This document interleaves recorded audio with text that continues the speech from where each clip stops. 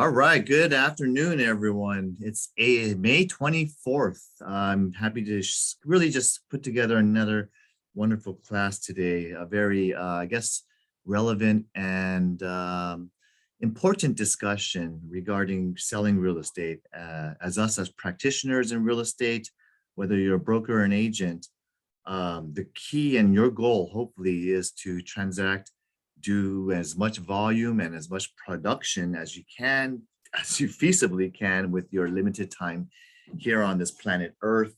And I just want to give a comment regarding the market. I wanted to share in today's class what I've been doing personally in my business and really give some ideas, strategies, how to leverage your listings into future business.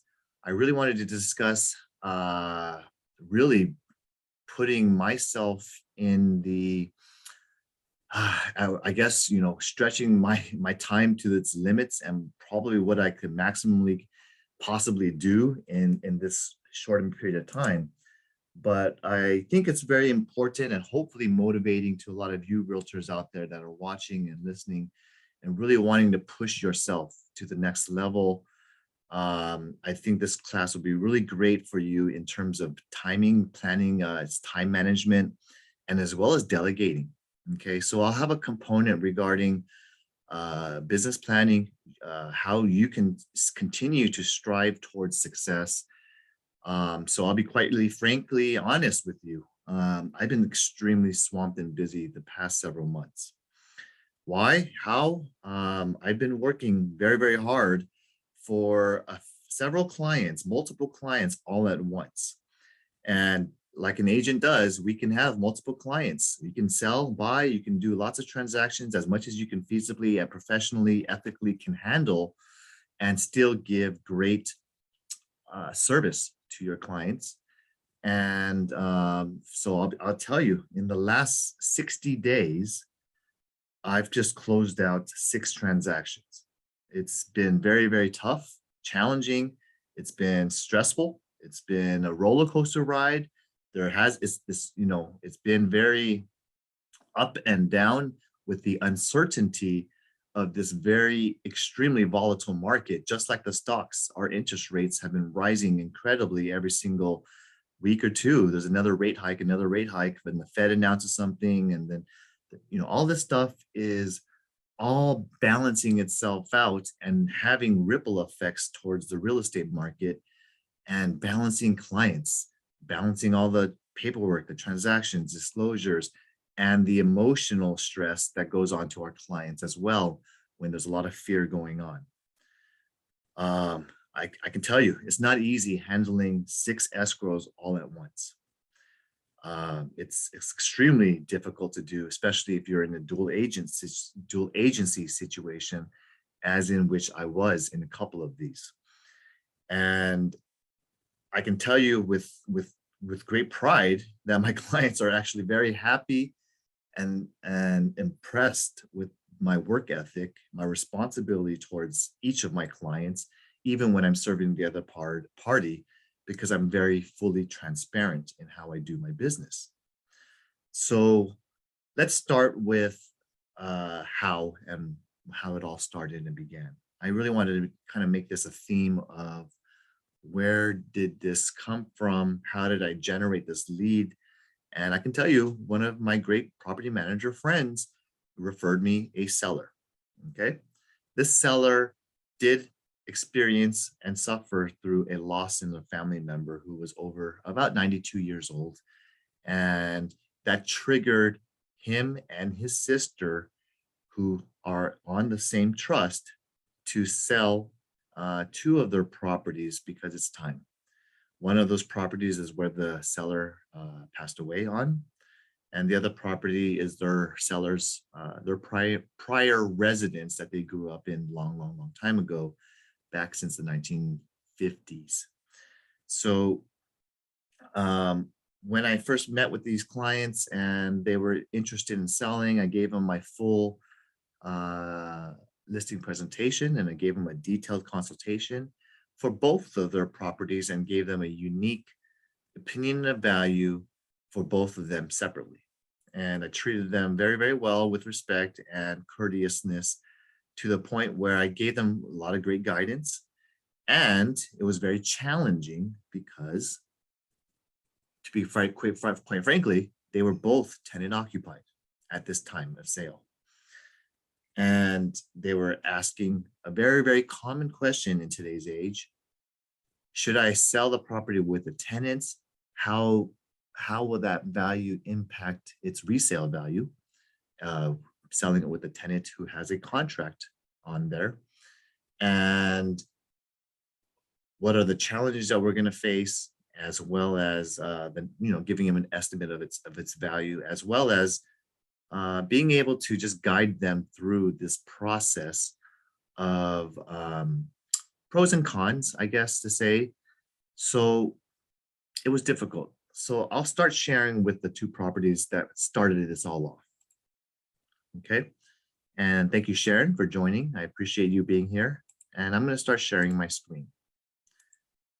So you'll see right here in the MLS. And right now, I'm going to pull up my sold inventory.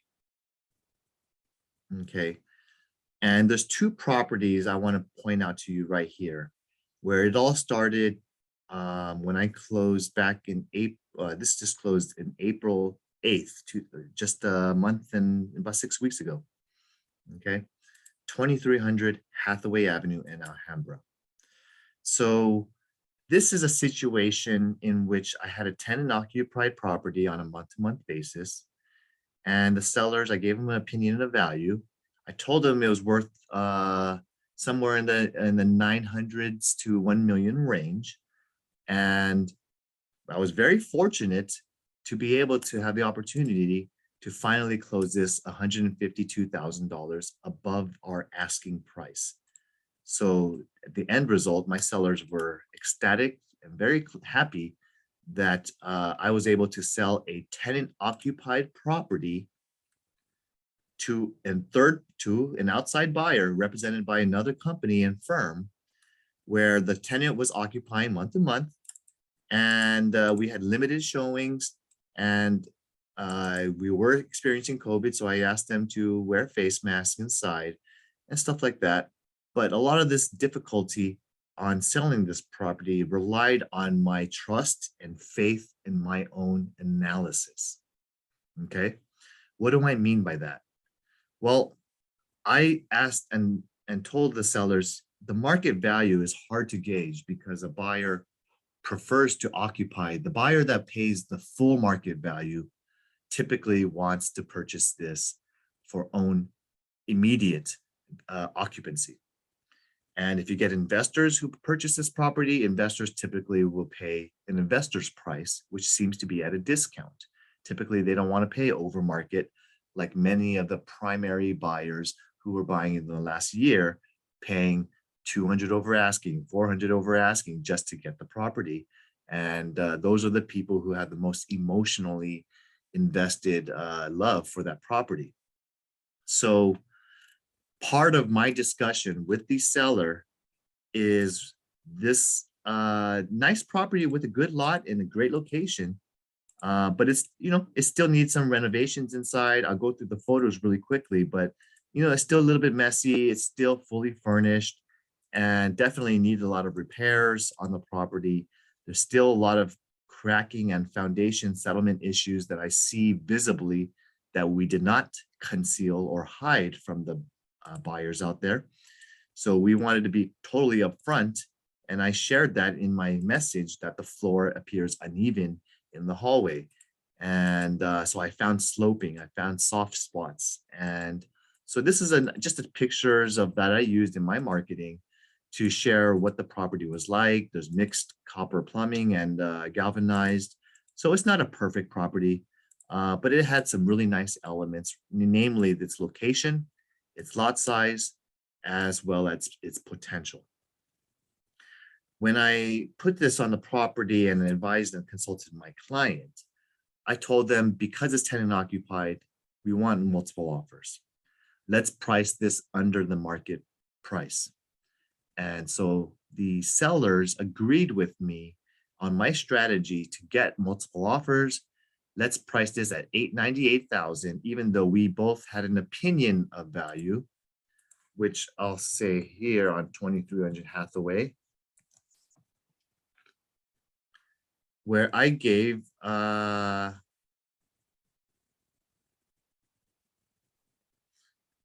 analysis, my CMA, where here you can see what I did back in February 10th. I completed a CMA. It had a large lot size, has ADU potential. It has some very great location next to the retail and mixed use development of Atlantic Times Square and the AMC theaters, as well as the new Marriott Hotel nearby. There's a few commercial properties that are going to bring in better development and retail in the future. So there's lots of lots that are going to be redeveloped very, very soon, especially right there on Garvey and Atlantic. And it's being gentrified in this area with very strong demand towards Alhambra homes, where there's strong demand and rising interest in this great location since it's close to downtown LA and everything else. So there's only a few actives nearby, and they are higher priced with larger square footage than my subject property. And the negative conditions regarding this, the features of it's mostly original, it's older, not too updated or modernized at all. Bathrooms and bedrooms appear very small and tight areas. The kitchen's kind of small, as you guys saw from the photos. The rear portion is very, very bare and raw. There is a sloping downside on the rear lot, and you get some noise and traffic because the other side of the adjacent lot is a commercial parking lot and a market. So it's just kind of awkward frontage, but you have a large lot, and these are the things that I kind of mentioned to the sellers, and I wanted to schedule a time to meet with them and discuss this. So I go ahead and shared with them my analysis. When I priced this property out, I used various actives and solds. And so my CMA looks like this, and I used comps such as these right here. These are all straight data that there's 2 actives and 5 comparable comps that are sold or pending. And so for me, I used all of these comps, similar square footage, decently large lot sizes. And if you can see here, all the solds, 880, 980, they are way under what I eventually sold the property for. The askings, if you want to look at them, I mean, you can see their Z estimates, and you can kind of see, I really feel proud about what I did for my seller because I beat all of the other comparables in a tougher market. And I was able to get 152,000 over asking and above the Z estimate. So for me, this was a win for the seller, and they're very, very happy because a lot of these properties are in better condition than what I was delivering, and they are vacant than what I was delivering. So to me, those are the challenges that I was able to overcome. And to me, you know, like I said, you know, my sellers are just jumping for joy because I surpassed what they were able to get. Take a look at this property here. Completely remodeled, open floor plan. They are asking for $1,048,000 for 1216 Chapel. Part of what I like to do, because I sold it for the same price, $1,050,000, and let's compare. How did I do that this tenant occupied property where I sold it with tenants in place compared to, I haven't even done this exercise yet, so I don't know what I'm going to find. Let's take a look at 1216 Chapel.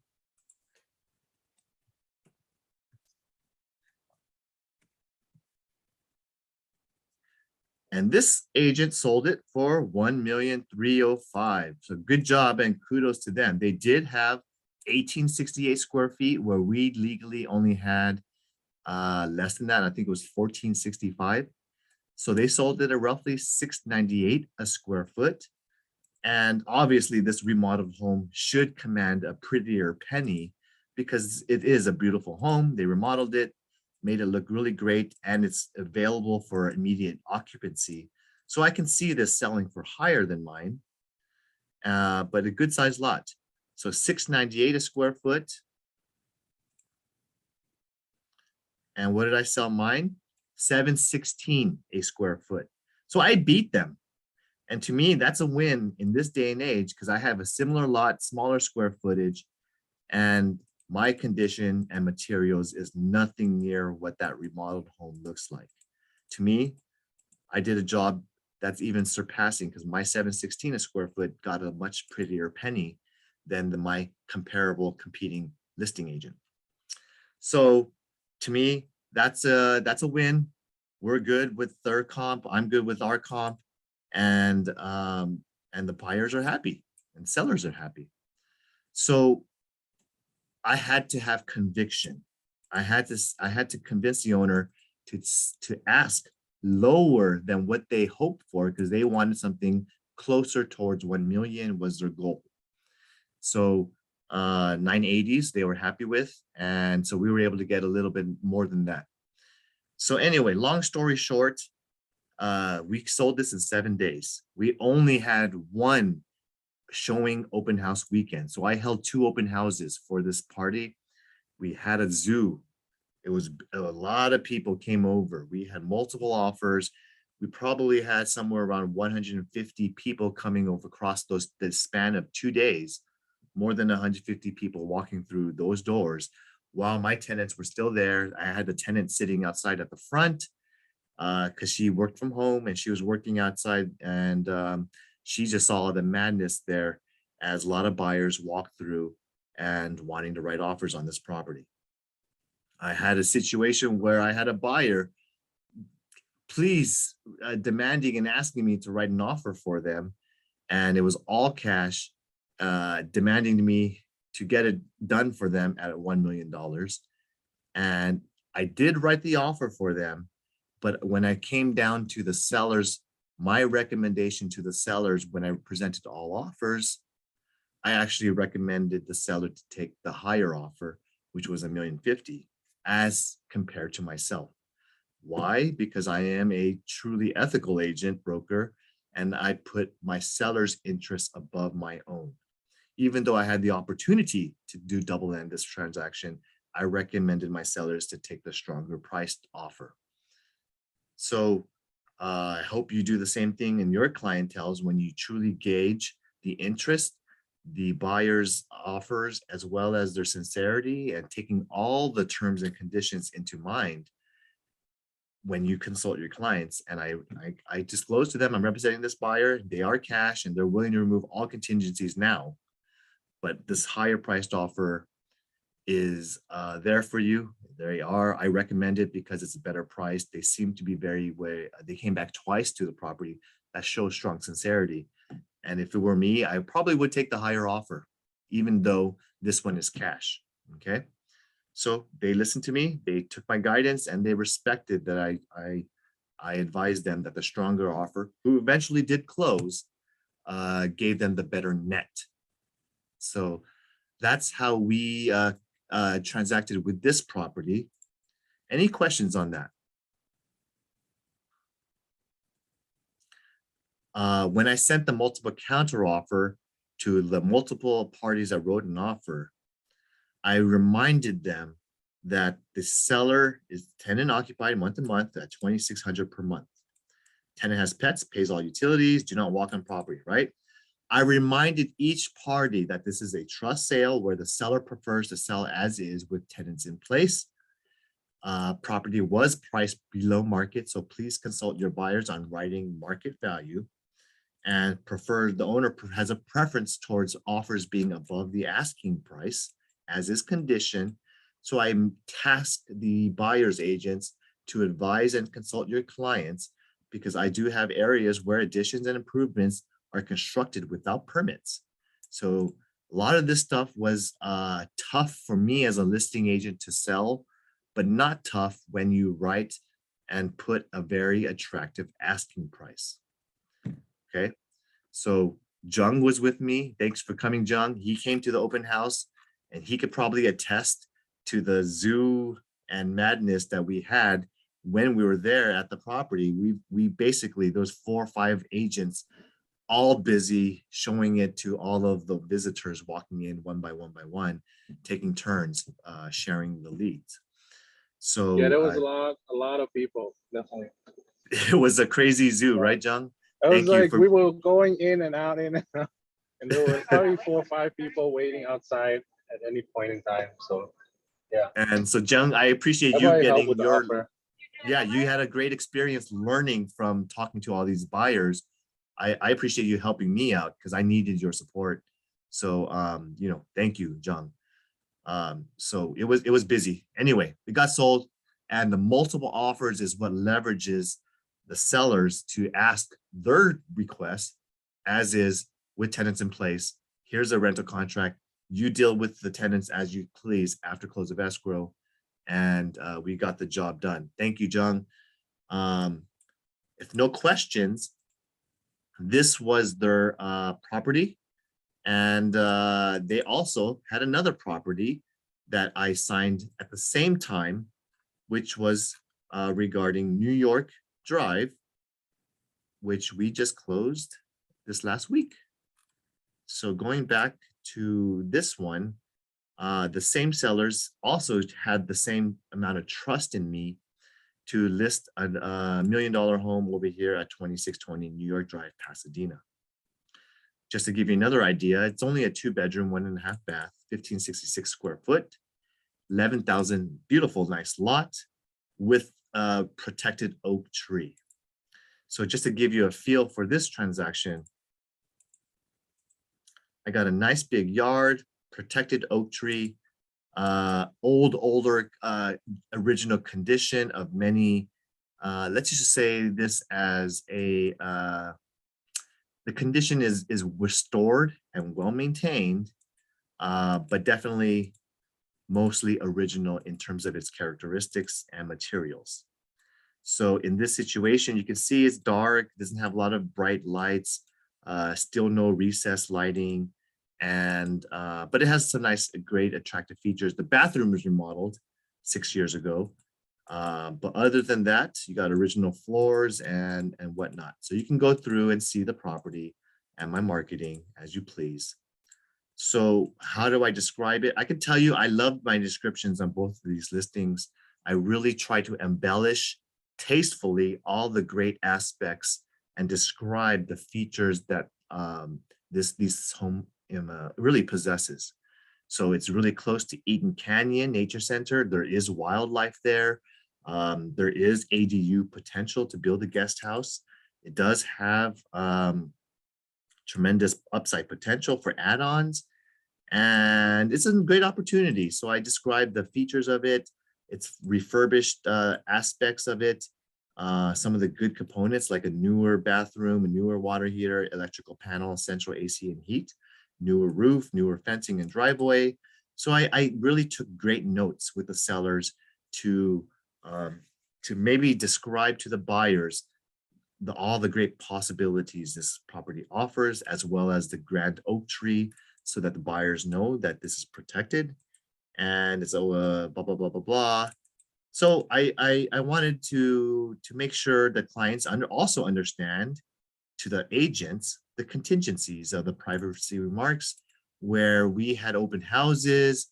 I gave the month-to-month tenants income.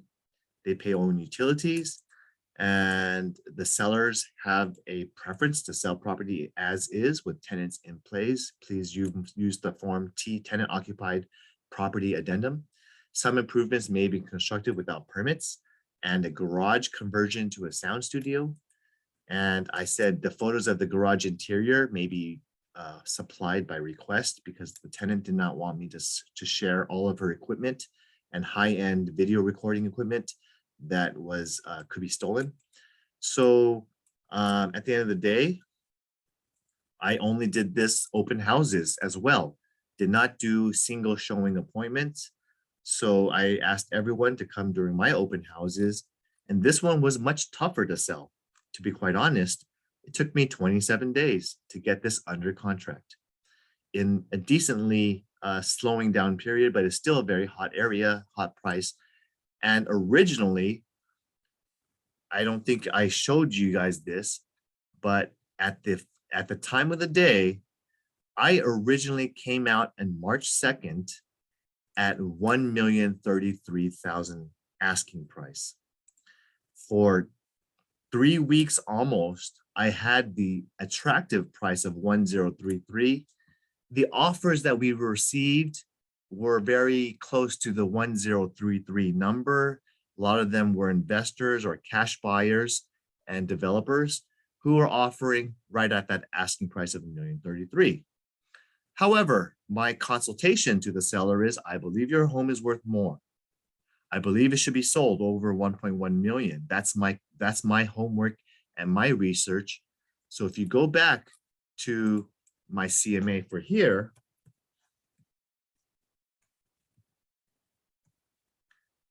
I give my opinions to the client where I asked the seller,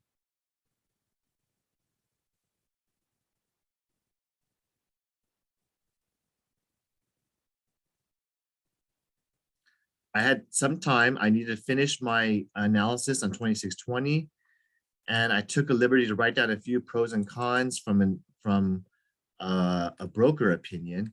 So just to give you a little bit about what my pros and cons looks like.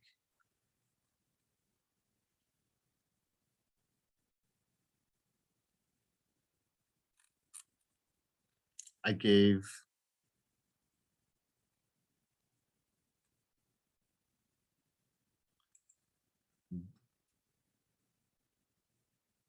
okay, so this is my February 10th analysis. North Pasadena location, established neighborhood near Eden Canyon, large lot size, nice development potential. It's facing north with mountain views. Financing is still very attractive as of February before all the major rate hikes.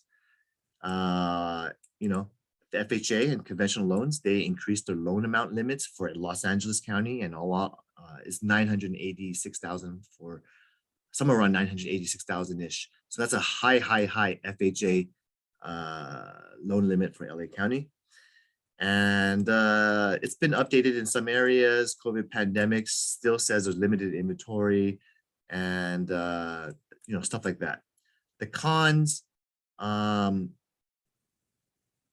only other active listing nearby is priced higher at 865 Holliston Ave, Pasadena as a comp.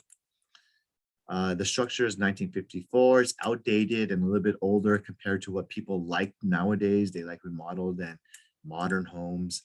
The property is tenant occupied, and so this is a difficulty in selling.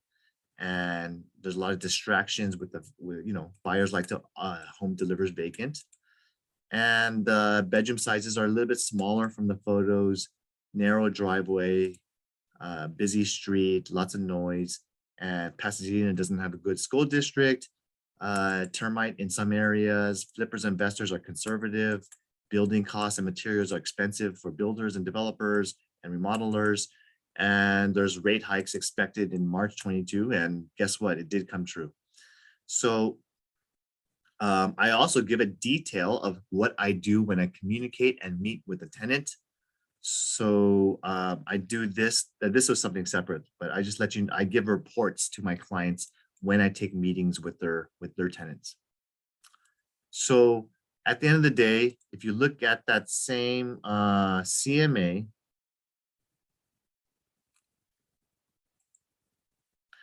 $1 million sounds about right. The seller told me, and so he was happy maybe with $1 million as a price. But what did I price this at? That's the good question.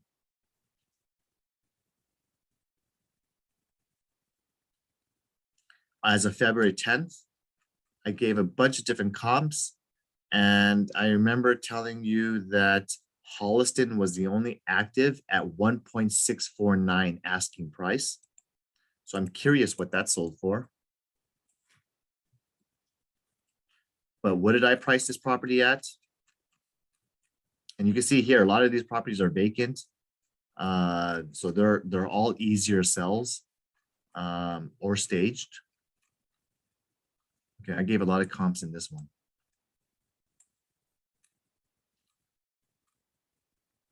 So in my analysis,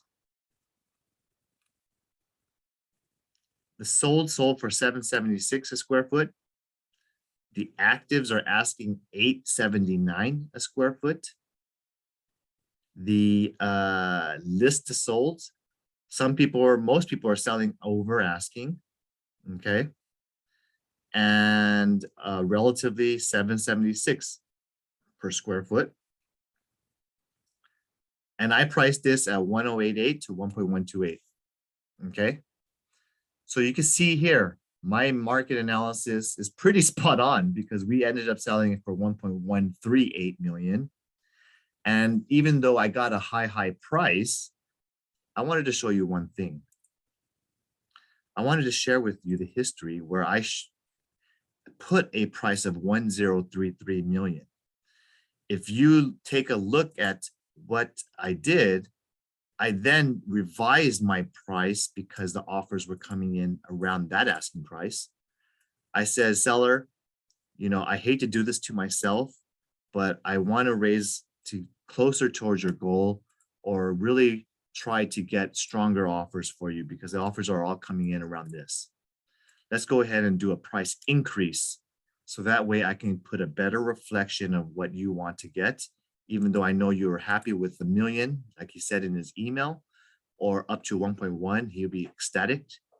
So after I did that change, within another 10 days later, I put this under contract at 1.15 full asking price, okay?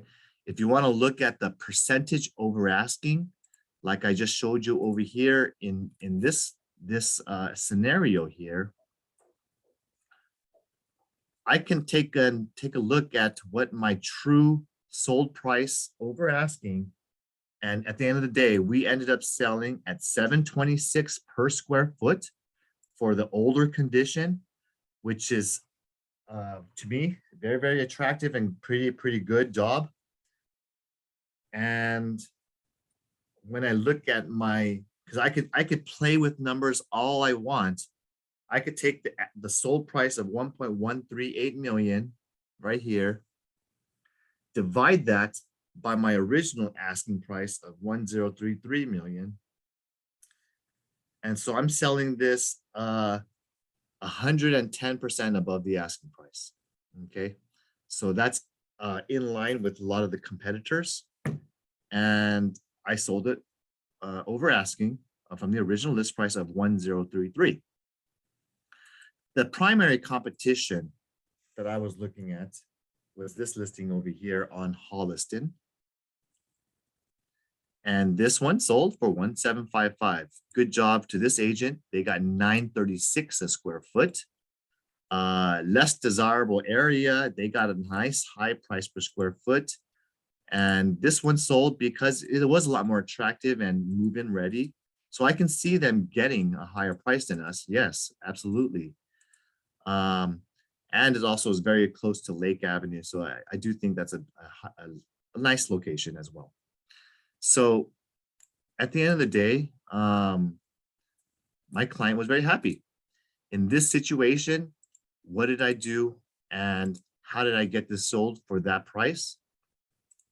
I took a very strategic approach of leveraging the offers coming in and having a very heart-to-heart conversation with the existing tenant. What did I do? I told them, look, tenant, you're renting this property at a decent price of $27.50 per month is what she was at. And I explained to her that most of the buyers that are going to buy this property typically are going to want to expand, redevelop, and convert this ADU.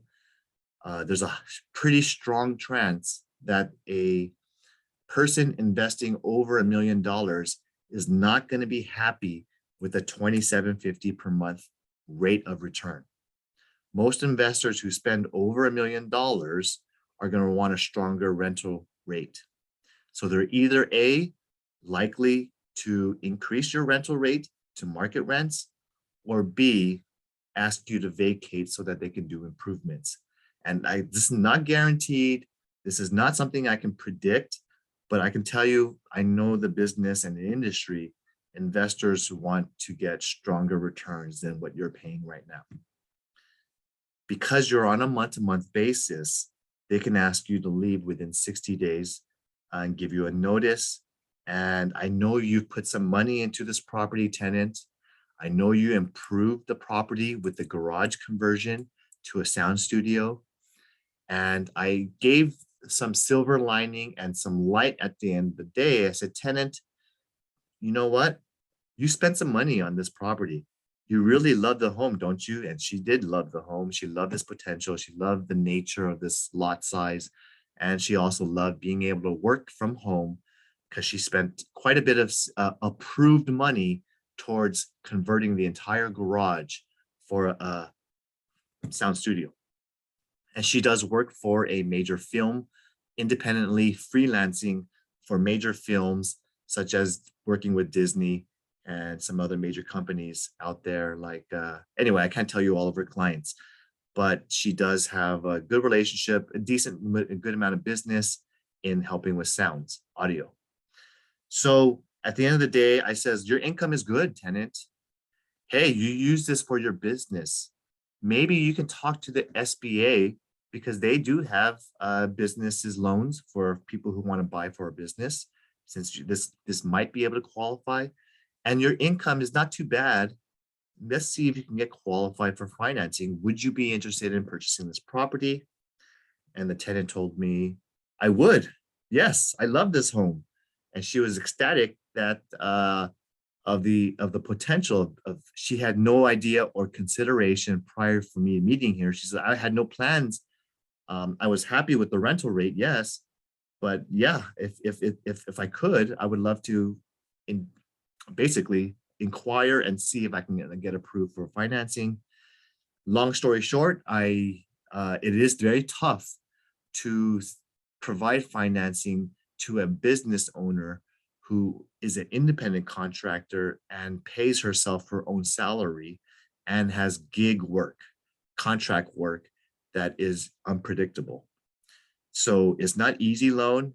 My wife and I co-represented the seller, and I eventually was able to get her financing towards non-QM financing, and she got approved finally for a loan, and we closed last week. I was able to get her $12,000 worth of concessions. She did write a full price of 1.150, but the tenant and the landlord gave her $12,000 that to be used towards fumigation and pest reports. There was a couple of reports that we've done doing our due diligence. So the buyer elected to get the price reduction. For her benefit, it gives her a slightly lower property tax rate year after year after year, closing at 1.138, as opposed to the owner paying for those reports and repairs. So we worked it out that way, and the buyer was able to do it at her own time and preferences, since fumigation requires her to move out for 2-3 nights. So this is a situation where all parties are super happy, and I was able to double end this transaction, which happened to be the best price and terms for the seller. Any questions on this one? Because I had a very good outcome, results, and activity, as well as communications with my clients, it turns out that I was tasked with another transaction from one of the sellers who says, I wasn't thinking about selling, but you're doing a really good job for me. So one of the silent owners of the property says, I guess my brother is telling me I should probably sell my home too. So she gave me another property to give me homework on. And this seller gave me another listing to sell at 25887 Lane Street listing. And a lot of you guys are aware of this because I signed the listing and I gave an opportunity to every single dynasty agent. I said, had several agents, this is April 20th, right after I signed my listing. Agents, I announced this at my meeting. For those of you who were in attendance in the sales meeting, I co-listed and signed a new coming soon listings. If in case you're interested, you want to flip property or an investment property, I got a single family with a grandfathered unit in the back, large lot size. And anyways, we're asking $475 as is. It's a fixer upper, 2.5% commission, delivered vacant. Here's some photos. And so I shared the same news to every single dynasty agent under my firm. Let's go ahead and bring some activity out there. So the seller signed my listing. She was preparing the property for sale, did not have it ready, and I signed a SCLM exclusion form with her to keep it off the market for a while she was doing some paint and remodeling. And so I gave everyone, we got a single family with a rear unit. And so here's the property, here's the condition, here's the photos of the interior. It's messy because she's moving. And anyway, we went ahead and several of my dynasty agents already visited the property, and one of them gave me a cash offer. So I was able to get a very good, close to her asking price market property sold to a dynasty agent who did and acted quickly. They did their job and produced a very nice offer for us that was cash.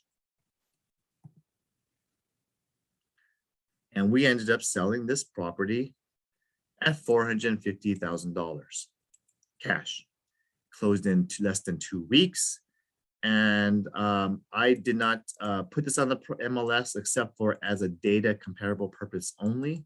So if you can see here, this is strategies that you could do to input a private sale with an exclusion form registered and signed by the seller, and data is being provided to the MLS for comparable purposes only. This is a private sale conducted off market. Congratulations to Edgar Contreras. His client just closed last week, and his client's very happy. He started remodeling on yesterday. He started remodeling the property. We transferred the utilities and transferred the keys, and he's very excited. And the good news is Edgar gets the listing when they're ready, maybe in 30 to 60 days. You'll probably see the finished product of what this remodeler is going to do to this property. So that is this listing. It ended up being dual agency for the company. And like I said, though early bird catches the worm, if you attend your sales meetings and my trainings, you probably will learn a lot of cool things about selling and leveraging your listings to future deals and success. Another transaction that I did recently, and again, I had 6 escrows all at the same time. So for me, it was very difficult. So let's talk about leveraging your time, managing what you can and cannot do. Because I'm very good at presentations, I'm very good at analysis, but I'm not good at being able to be everywhere all at once. So another transaction that I had to do was over here on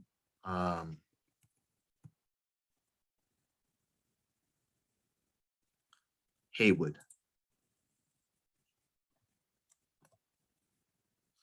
For me, I took a listing back here on 1976, and I emailed the owner, Wayne.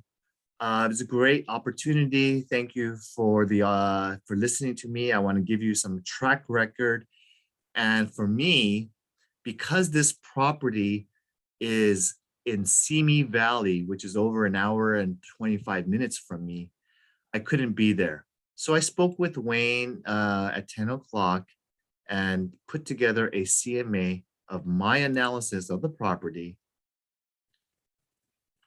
And at the time of preparation during February 15th, I asked the owner to, I used all comps from the same condominium community where there's over 100 units of the same, and all of them sold 400. The highest one sold for 423 and 425, except that they were all closed recently, very identical square footages, and so they all sold for an average of 414,000. Okay, so my opinion of value, if you look at some of these nicer ones that sold, look at this remodeled condition. Look at the, I want you to pay close attention to the highest comps of E and Unit B, in which you could see here, recessed lights, freshly painted, newer vinyl or laminate flooring. I can't tell from here. And the remodeled bathrooms. You got all this cool stuff. And then remember this one at 40E, 8E also sold. It has original bathroom. So this one's not remodeled. And the other one that sold at 425 at a peak took 63 days on market to sell. It had, this looks like a vinyl flooring and original cabinetry for the kitchen and bathrooms. But it's okay, looks like good shape. What did I do? In my situation, I said, I cannot be in Simi Valley. I can't take this listing. So this is where I utilize relationship. I asked somebody who's a part of the company who I know lives nearby here. And I went ahead and gave her and shared with her the listing to co-list with me equally and fairly. So we took the task together to take a look and sell this property, co-listing this. And as you can notice, when I do Unit F, which is what I sold, the same square footage floor plan. And as you can see, I sold it for the highest price per square foot in the whole, we hit a brand new mark. I sold it in less than a week with May. A lot of kudos to her. She did all the open houses. And I can tell you, we hit a peak in the entire community of 100 and something units, and highest price, highest same floor plan as all the comps. And if you look at my photography, it's all original cabinetry. It's all original bathrooms, sliding doors and windows. We are not remodeled. We still have a popcorn ceiling. We still, only thing we touched was interior paint and put brand new spanking SPC vinyl flooring, which is what I recommended to the owner. And we facilitated and helped them find inexpensive vendors. I asked the owner's permission to spend a little bit of money. We listed it only at 408,000, and we went way over asking, and our client was super ecstatic and happy to get way over what the competitor sold, who had better location, better interior, and better condition. So I'm very proud of May. She did an excellent job helping her. So she did the open houses and negotiated. Along with we did some negotiations to write multiple counters. And again, this is another instance where we had our own offer. May and I represented a client at $425,000, removing the appraisal contingency, reducing the contingency period to 7 days. We still recommended the owner to take the 436 offer, which was higher than ours. And we made the recommendation to the seller's best interest, not our own. So congratulations to Tim at Coldwell Banker. He did his job, and Sassy and closing it for their clients. And we're happy that you beat our clients, and we're happy for you and your client. But this one closed faster than the others and higher than the other competitors that I showed to you just now. So as you can see, if you do cross for the same address, yeah, And they also have other ones in the same community that sold, like I did in my CMA, in which none of these sold for our price per square foot analysis. Okay, so there you can see that. That's the evidence.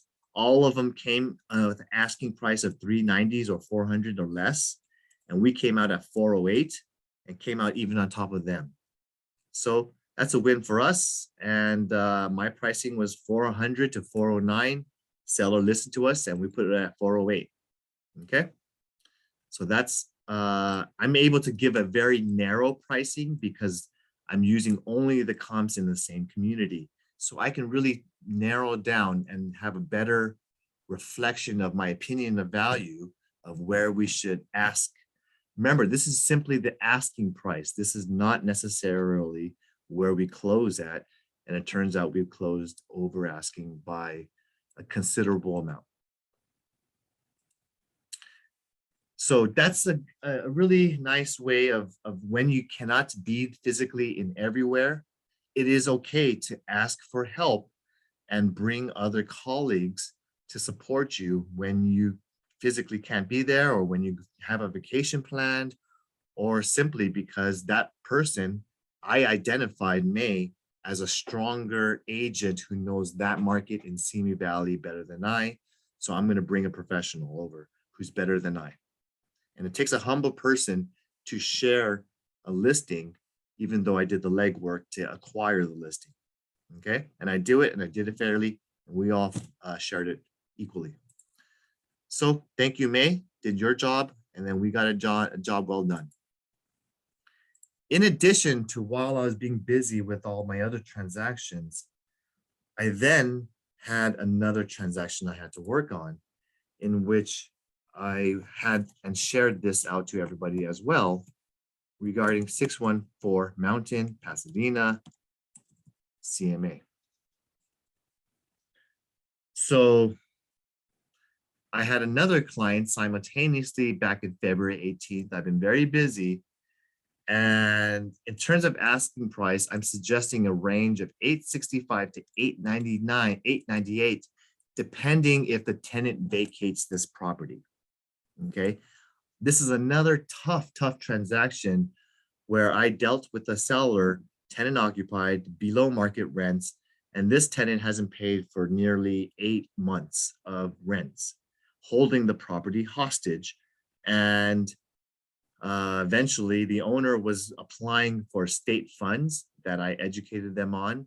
And we eventually got over $20,000 of state money, California state money, that I already educated all of you guys about, regarding getting the owner back rent if they apply using the newly found state allocated funds for landlords to assist and keep tenants in place instead of evicting them during the moratorium of eviction moratorium.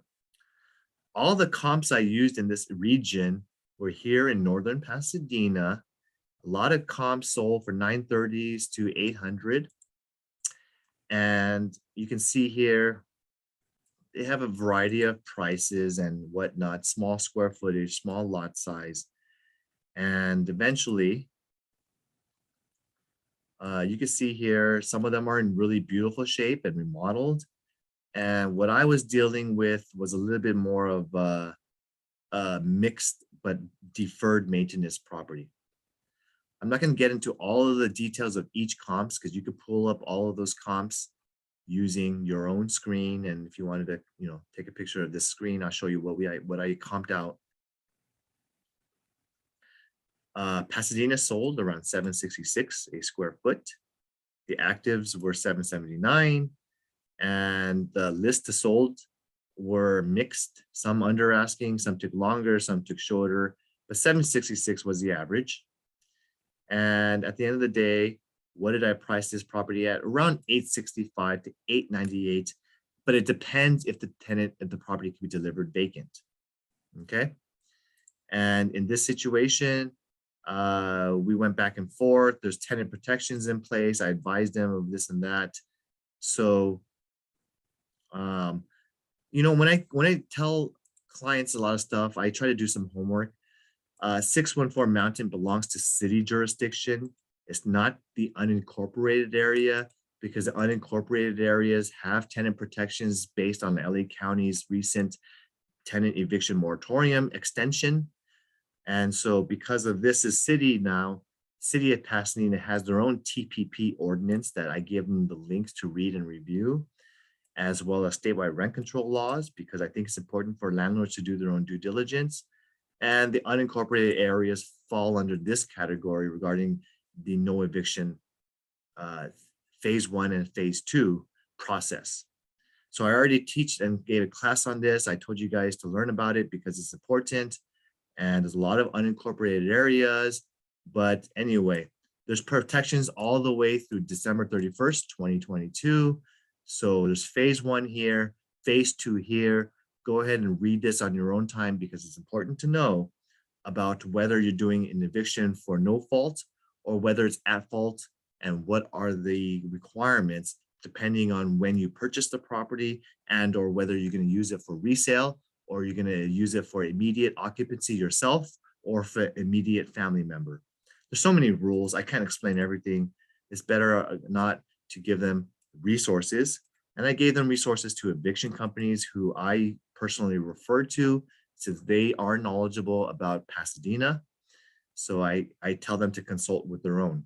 I don't want to do the homework for them. I'll give them the links and the sources to research, yes, but I won't do all the homework and the communications for my client. So long story short, I pitched this out to everybody at the firm. And when I, let's see here, what did I do? I put together an email for everyone off market.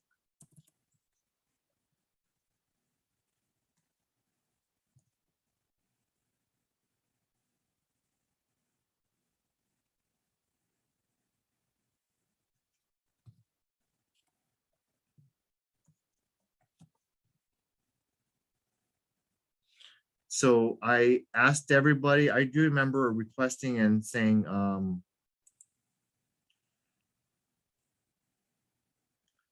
okay, so my most revised estimate,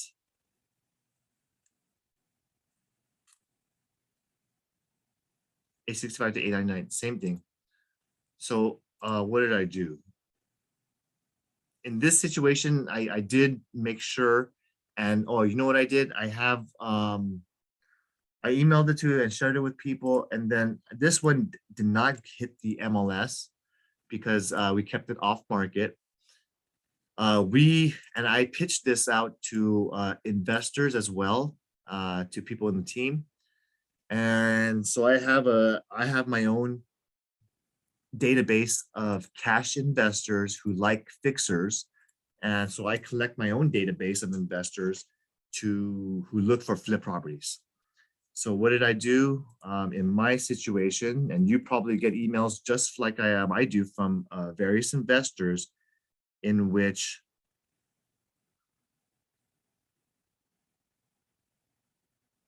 I reached out to, oh, here's one of them.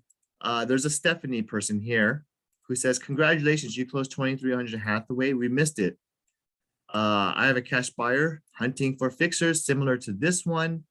I'm willing to forfeit my commission to put a deal together. Do you have anything others upcoming that you know of? Okay. And so what do I say? Hi, I have a nice fixer coming soon, 614 Mountain. We're pricing it just under 900,000. Z estimate reflects 1 million. Let me know if you're interested. Owner is doing repairs right now and we're painting right now. I would love to take a look. Give me a call. This is how you deal with an investor. This is another portion of the class that I want you to understand. Someone I have no relationship or past experience with, but I put together some database of investors, and I know how to research their company, their holdings, and their portfolio to verify if they're a real person or they're frauds. So they show me some screenshots of what they closed recently. They showed me their buyer name and their capital. and they showed me some proof and evidence of them doing business recently here nearby in my area. And they gave me the line of credit that they have $5 million available. They only need 2 or 3 days. And I verified and did my homework with this person to make sure that this amount is still available if they were to purchase property with me. So ultimately, they gave me an offer, 825, all cash, 14 days, 20,000 EMD, 5-day inspection period. Disclosures would be 3 days. Seller pays for all of these items. Buyer pays for home warranty, blah, blah, blah, blah. You see all this stuff, right? In the instance of what I'm doing, let me show you the property really quickly, just so you have an idea.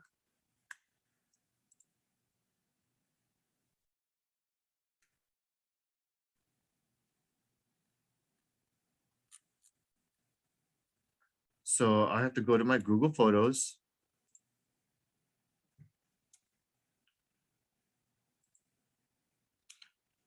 And my mountain ones right here, where the tenant was paying $28.80 per month, asking $850,000.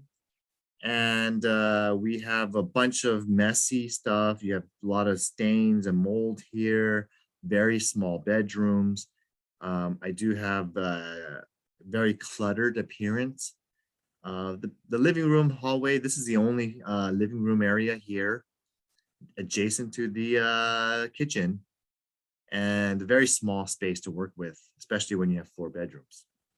There's a lot of converted location of the laundry and hookups, decent sized parking, but 0 garage spaces.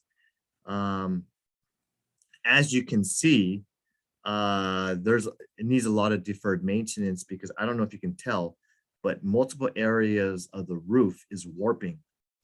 Pretty much we were on track, and the owner was going to have and pull the permit to re-roof the entire structure and improve the damaged wooden beams. We believe joists and the ceiling A-frame. Those beams were really bad in very numerous leaked areas. So you can see the condition is deferred. So in long story short, that's the condition of the property. When I saw their offer, I say, hey, that's thank you for the offer. I presented it and shared it to my client. And hi, Stephanie and Mark. The seller told me your $825,000 is too low. He won't accept it. He appreciates your interest. His bottom line could be $845,000 if all cash. Doesn't want to play any games. Make sure you guys want the property. If you don't want the property, just cancel quickly. Otherwise, we intend to perform our own roof repairs on Monday, and we're going to list this on the MLS. We believe we can fetch $900,000 on the open market, but he's willing to sell lower to an investor if you can close quickly.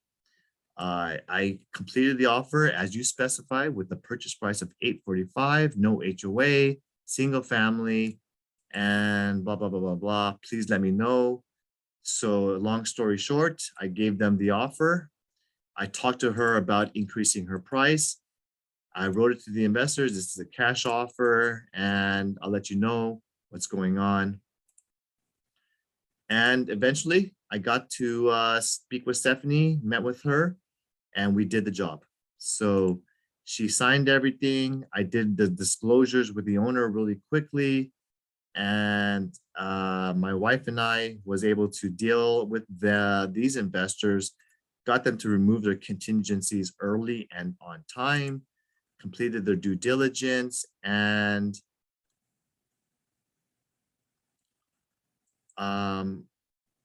we close it in less than 10 days.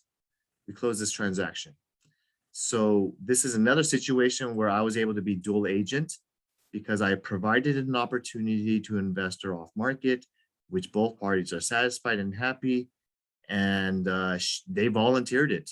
Okay, even though they are licensed brokers, they want the deal. So if you can price it, you can get you can really just show off all the great features of the property and stuff like that, I strongly recommend you to put together and package deals together, because like I'm watching, the purpose and the goal of an agent is to achieve the client's goals. And as independent contractors, most people rely on the MLS to sell things in order to achieve market price. But if you have a good network and you have a great company like Coldwell Banker Dynasty, we can still achieve market price without the MLS. And that's not considered unethical behavior when you're completely transparent to all parties. Moreover, it's very important to understand that you have to price not only the home correctly, you have to price your listings correctly. So, what do I do? And I can tell you, it's very simple. I mean, for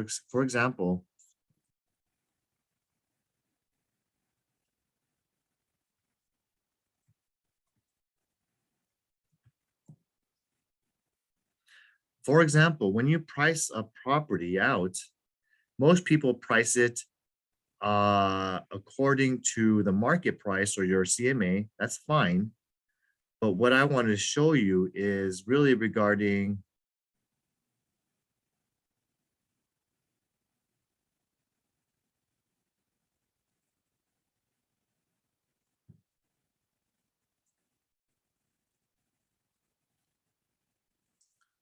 let me just pull it over from here.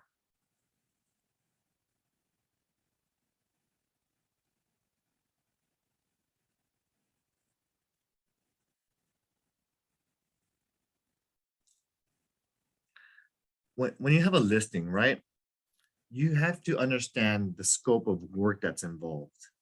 So as a listing agent, especially selling a property tenant occupied, like I was already alluding to earlier, okay, it's a lot of work. It's a lot of coordination. It's a lot of smoothing and communications with the tenant. Additional, may I please show it this Saturday and Sunday for open house from 12 o'clock to 4 o'clock? May I have permission? Can you please not be on site? Can you take away your dogs and pets? Oh, please, can I schedule this and that? It's very difficult working with tenant occupied homes, correct? Yet, many of you listing agents out there are still giving sellers a very favorable commission rate for the amount of scope of work that you have to do. And I can see people who have a very attractive remodeled home, or sellers who have a vacant, beautiful home that sells itself. I can see some of us discounting our own value and providing them a better commission rate. But when you have a difficult sale, when you have a lot of unpermitted areas, when you have deferred maintenance, when you have a tenant occupied property, when you have a situation where the market is slower in a certain specific region, when it's a difficult areas, I ask for more, or I anticipate it's going to take more time and effort and energy from myself. I ask for a stronger commission rate. And in this instance, I got myself what, 5-6 month listing.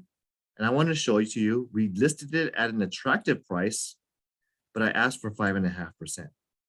Okay. And that's because it's tenant occupied. And I had to sell it with a property with the tenants in place. So that's a condition the seller says, I like my tenant. I don't want to evict them. You need to sell them with the tenant in place. So because of that requirement and condition that the seller is making me do, I gave them the rate that I'm going to charge them to accomplish that goal. At the end of the day, we got it done. But you need to be able to evaluate your own time and energy that you're willing to do. Okay. That's it for today. Actually, no, there's one more transaction that I'm closing tomorrow. So here's another situation. I told you I've been busy, guys. So I also, at the same time of these 5 other escrows that I was in, I have another buyer asking me, hey, buyer, who I put, like I said, I put buyers into an automatic email. So if you look at auto emails, I have a couple of people Namely, there's one here named David White who's looking for properties that have looking for homes in various Glendora, Laverne, San Dimas, and Azusa, something around with a pool. So what do? I got an email. Hey, Kelvin, I saw a property that you emailed me. Can you show it to me? So I went ahead and I said, sure, what is the property address? And at the end of the day, they gave me the address of Maplewood, 1663 Maplewood. And I went ahead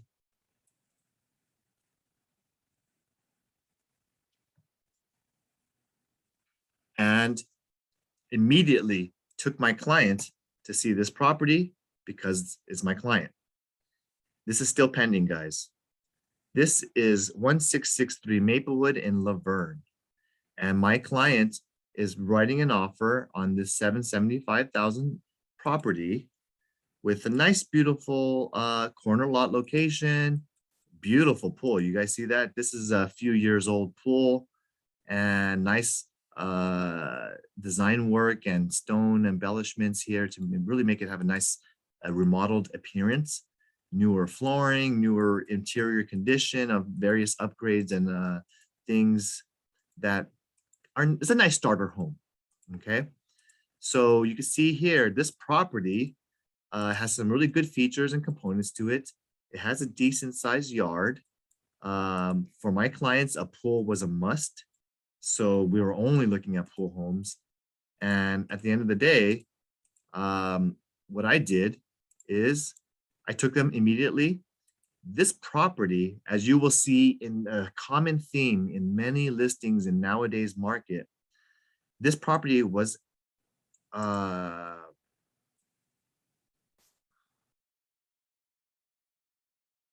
me see here really quickly. This property was 775,000 and it went active on March 31st. Okay. All of a sudden, they went pending on April 18th. And it went back on market. Okay. So the listing agent gave me some background. They previously accepted an offer at 795,000. It was over asking, and they went and fell out of escrow, which is going to be a common theme. Okay, so when you see a fall out of escrow transaction, what is that? What does that signal to you as a buyer's agent? One, you have a discouraged seller, motivated seller who now has a vacant home that is still incurring cost, expense, time, energy, and risk of this vacant home getting vandalized or broken into. So you have a seller who wants to get this sold quickly. So when I see back on markets and I have a motivated client buyer, I still know that I still have some leverage, even though this is in the affordable price range. This home should appeal to many, many people because Bonita High School is a very highly rated high school area. And it has a good size, almost 6,700 lot, remodel condition. It's a desirable home. So I know I need to go make an offer quickly. So immediately after showing, I want to show you what it's like to write an offer to a listing agent that I have no control or past experience with. And I'm working over the Easter weekend. So I'm putting aside my own, prioritizing my clients. And during this busy weekend, my clients love the property. We visited this morning. And the same day, I'm writing an offer above asking on his home. So I love the family-friendly neighborhood, the functional floor plan, excellent condition. We fell in love with the backyard and pool, and we can appreciate how the sellers maintain the property as a wonderful place to call home.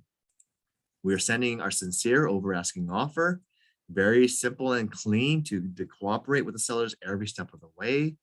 My clients can truly see this place to be their family home for long term, and they're business owners of healthy companies, genuinely excited to have the opportunity where my client is a private swimming tutor, lesson trainer. So she would make great use of a gorgeous pool. It's perfect. We're well qualified and we hope to work with you. I can see you're a rock star professional in Laverne because I do homework on the people that I do business with. And I looked up his history and he is a very strong listing agent in Laverne and Glendora. And so I give a copy of the proof of funds. I give my resume. I give his pre-approval where my down payment is only 10%. I'm not a strong, this is not a strong buyer based on today's qualifications where they're putting 20%, 40% down. We're only doing 10% down, guys. How am I getting success? Okay, what am I doing? Well, I'm writing an offer. I'm putting together a good letter, a cover letter. I'm acting quickly. I'm writing it slightly over asking at 776. I put down only a 10%, 80% loan amount. So we're looking at a maybe 10 to 13% down, 30-day escrow period. I still have my 10-day appraisal contingency. I still keep my full loan contingency and a 14-day inspection contingency. Okay. I even ask for the pool umbrellas, the trampoline, and I don't want any of the staged furniture. And I ask for termite clearance. I ask for my escrow officer. Okay. And I ask for home warranty. So you can see here, I'm writing offer to my tenants' need, my client's needs, and I negotiate over the phone and I talk to the assistant. And guess what? They signed me a signed executed offer. They go ahead and fill in and sign it, everything, because I'm putting together and orchestrating what's called brokering a deal. Yeah, I'm brokering it with their listing agent, communicating on their needs. And you know what they ask? They just want to get the preference of the service of the escrow company. Okay, that's all they asked for. They didn't counter me on price. They didn't say highest and best. They didn't shorten my due diligence period. They didn't make me waive my appraisal. They didn't exclude the items that I requested. They didn't counter me no termite clearance. I got no home, they're giving me my home warranty. So they didn't give me anything that I was fighting for. So that's what a buyer's agent should do. Get the terms and conditions for your buyer and represent them to your best ability. And I did that. Not only did I do that, wow, my client, they're willing to accept our original price. My client even told me, this is something that I didn't tell you yet. My client told me I'm willing to go up to 785.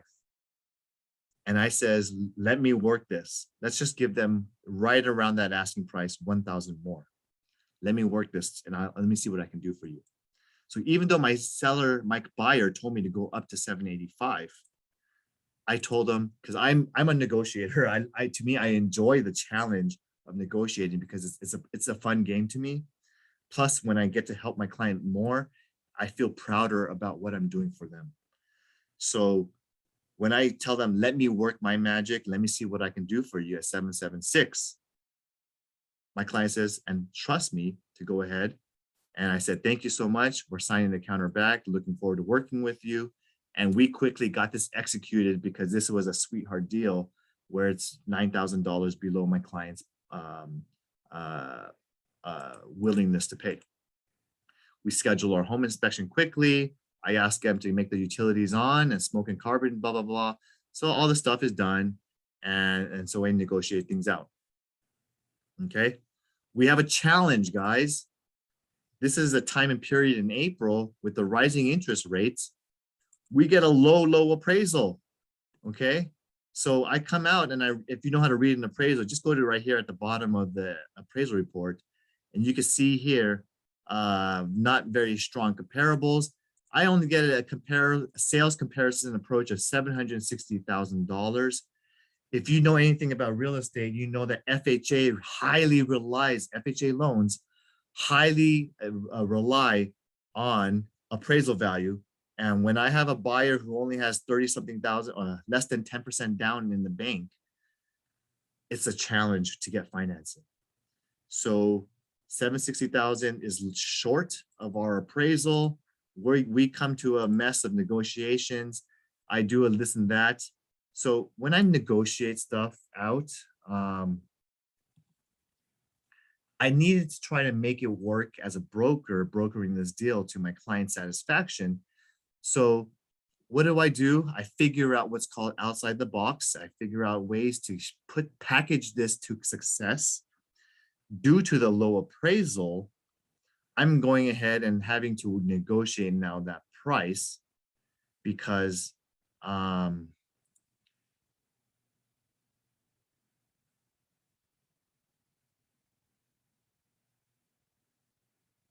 me find the area.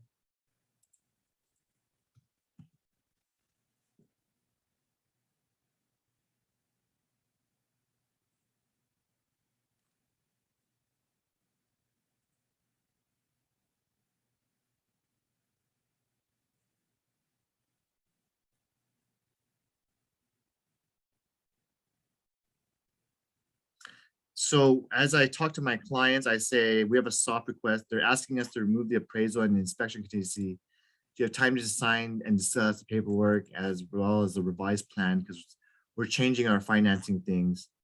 So I'm signing over disclosures, and this is my request in writing to a listing agent. We signed all the disclosures packet. Please see attached executed disclosures as well as my buyer's contingency removal number 1 as you requested yesterday. As I mentioned, we have a short appraisal. It came back lower than our purchase price at a $76,060 appraisal value. The home inspection also came back with numerous findings and various concerns. Namely, the significant item is the plumbing is outdated. Several areas appear to have leaks, water stains, moisture intrusion. The crawl space and framing appear to have some serious concerns as depicted in the attached report. And it's referenced in also in some of the termite reports where there's evidence of termites damaging essential wood sections within the crawl space and attic, as well as typical exterior damage. The good news is the interior condition came back relatively okay. Instead of listing a bunch of items for sellers to repair and a laundry list of things that I want you guys to fix, I've had a lengthy discussion over the lower appraisal and the existing defects. I believe we can move forward in the next phase if the seller can accept our request for repairs number 1 and in page 34. And to address the low appraisal and the defects, my clients have expressed that they would like to address all of these issues with a simple price reduction of $8,000 total. We would prefer to purchase at the appraised value. Although they would love to purchase at the appraised value of $760,000, I advise them to be considerable and reasonable in the request and to meet at the halfway mark of the appraisal value and our offer price. Instead of trying to request full amount and going back and forth, I hope to cut to the chase. Let's just show our good faith with the reasonable slight price adjustment to reflect the repairs and low appraisal value. We hope the seller can honor our request. And so in addition to this, I signed my seller's AVID, signed this back, and the addendum number 1. And I'm changing this to FHA financing. We're still working on the conditions with the lender. So here is the home inspection report. It gives them all the defects. Here is the appraisal report. I just showed you it reflected 760. Down here, 760,000. Here is my signed disclosures. And if as depicted in page 34, I want to show you how I put together all of my signed documentation. And I says, please seller, do your termite section 1 work. Buyer request the seller modify the purchase price to 768. And I gave the copy of my home inspection report and appraisal. I asking for the sellers to hopefully please sign it. And I removed all contingencies except for loan and appraisal and blah, blah, blah, blah, blah, blah, blah, blah, blah. Okay. So that's the stuff that I included. I give an addendum. So in accordance with the RPA, Buyer is a licensee in California. Buyer financing. Oh yeah, my client is a broker. So I'm selling and earning commission selling a property to a real estate broker. So yes, you can still earn commissions from people who are licensed too. Buyers financing are slightly modified and amended to be FHA financing, all other conditions to remain the same. So after that, we went through and did all the signing. Guess what? I negotiate over the phone and I get things done. And long story short, the sellers met me very close to our request, and we are executing this at a $770,000 sales price, closing tomorrow. So it was a difficult sale, a lot of loan issues involved regarding financing, as well as a business owners. I have two business owners, and there's a lot of low down payment. There's a lot of issues I had to overcome, low appraisal, low DTI ratios, having to force them to pay off some existing debt, some car payments. So we had to do a lot of crazy stuff. I had to switch it to a different lender midway, and I'm still able to do this all within 35 days of our escrow period. So I'm getting an email from Stephanie, and it sounds like the escrow officer says the buyer's loan funded. We're set up for tomorrow. I just got my email, and I'm happy to report we have another happy ending with my client and the sellers. Especially, I'm proud of my negotiation. When they wanted the property at 785, we're closing this at 770. So that's that. That's how I do my business. That's how I've had 6 escrows in 2 months. And that's how I leverage my listings to get more business. Hopefully you learned some tips, strategies, ideas, as well as the language, the actual emails that I use. You can feel free to come back to this video and see the language, the letters I write to agents, the letters I write to my clients, the pros and cons that I do when I analyze a property, the factors that the market conditions and the economic factors that make me rely on my judgment and analysis of the property, of the price, asking price, to help me achieve the seller's goals. Even though I don't have to sell them off on the MLS, we could still get our market price and the market and doing things within our own firm. And I'm doing all of this for the benefit of my seller's best interests. So it's not easy doing 6 escrows in the same 5-6 week period, but this is my most busiest 2 months ever. But at the end of the day, it is very profitable slash good production for your experience to be able to put this under your belt. As you can see, I'm not only doing this, I'm also running a business at the same time. So I know you have more time than I in operating your salesperson time, your full-time career. So I know you guys can do better than I. If you put your full attention, your full focus, there's plenty of sales to be had out there. You just need to know, where are you going to generate leads? Where are you going to be able to generate sales and close them to success? Because there's a lot of issues that every single one of these escrows had during the mid-escrow period. Condition, appraisals being short, financing issues, rising interest rates, declining market, many competing listings nearby, rising. So I can tell you there's a number of factors everywhere. Every property has their own unique challenges, but I'm happy to say 6 out of 6 are closing. None of them fell out. I hope you get the same 100% ratios on your deals that you open. Please contact me. Let me know whenever you have issues or situations on your transactions. When you are experiencing anything, I am here as your broker to help you see if there's any outside the box creative ways to save deals, to package them, to ask for an extension, or to meet the deadlines with certain conditions being met as a requirement of sale.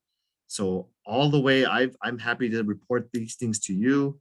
I'm happy to share my business with you guys because I'm very transparent in how I do things.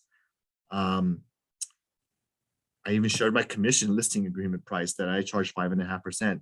So hopefully you guys use this in your demonstration, when you value your time, you consider all the factors that you have to spend in selling a home, because today it's much harder to sell a home than it was a year ago or 2 years ago when the home would sell itself. With rising inventory, we're going to have to do a few more things, more expenses, more open houses, more time invested into our listings getting it sold. So factor those things in when you ask for your commission time and rate. Everything is negotiable. I hope you learned a lot of lessons in this. Thank you for being here. Any questions before I stop today's meeting? And happy to answer any questions from you guys.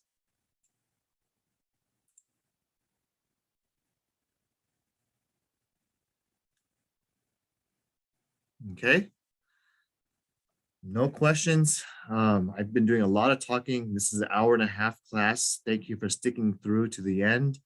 I see all of you guys here. I appreciate you being here. And you can always refer back to this transaction anytime you want. If you liked any language that I wrote, it's all here. Okay. Thank you all for being here. Get on with that. Hope you open a new escrow by the next week. Enjoy your Memorial Day weekend. I will be out of town, guys.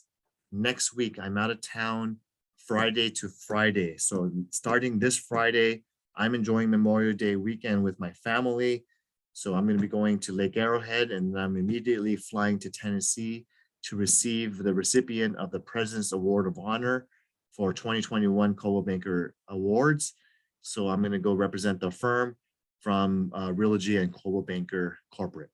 So I'll be happy to bring back the award and share it with you. Anybody's happy to take a picture with it or use it in your marketing. I don't care. My award is due to your involvement, your production, your sales. This is our award that we're sharing. I'm just being, as a president of the company, going to go pick it up and receive the, bring it back. So this is, thank you to all of you guys. I can't be here or be this successful without all of you. And I just really thank you for being part of this great organization. Thanks, you guys. Have a great week.